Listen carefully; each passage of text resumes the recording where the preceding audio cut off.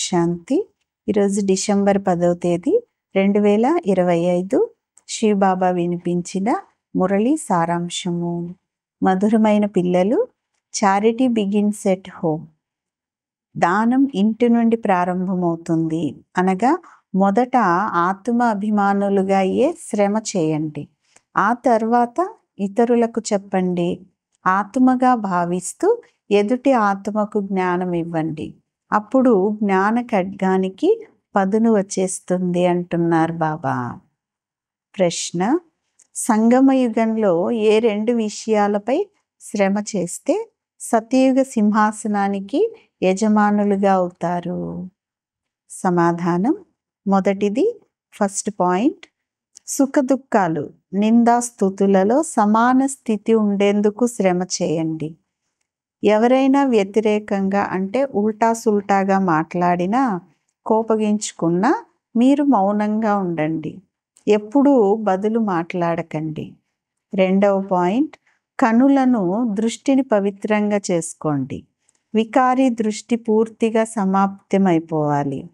ఆత్మలైన మనమంతా సోదరులము అంటే భాయి ఆత్మగా భావించి జ్ఞానం ఇవ్వండి. ఆత్మాభిమానులుగా అయ్యేందుకు శ్రమ చేస్తే సత్యయుగ సింహాసనానికి అధికారులుగా అవుతారు.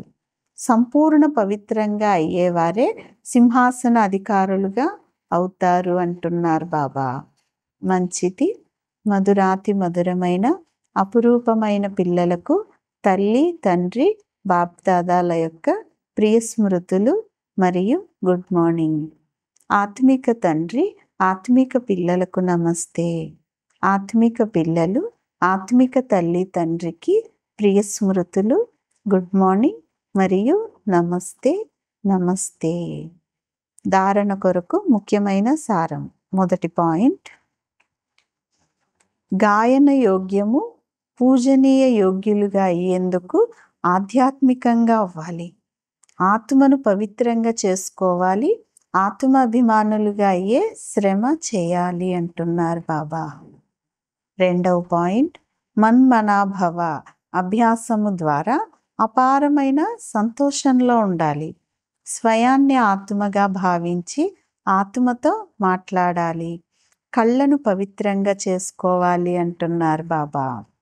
ఈరోజు వరదానం: మాస్టర్ రచయిత యొక్క స్థితి ద్వారా ఆపదలలో కూడా మనోరంజనాన్ని అనుభవం చేసేవారు సంపూర్ణ యోగి భవ. వరదానం యొక్క వివరణ: మాస్టర్ రచయిత యొక్క స్టేజ్పై స్థితమై ఉండుట వలన చాలా పెద్ద ఆపద కూడా ఒక మనోరంజన దృశ్యంగా అనుభవం అవుతుంది. ఎలాగైతే మహావినాశనం యొక్క ఆపదను కూడా స్వర్గం యొక్క గేటును తెరిచేందుకు సాధనంగా తెలుపుతారో, ఆ విధంగా ఎటువంటి చిన్న పెద్ద సమస్య కానీ మరియు ఆపద అయినా కానీ మనోరంజన రూపంగా కనిపించాలి.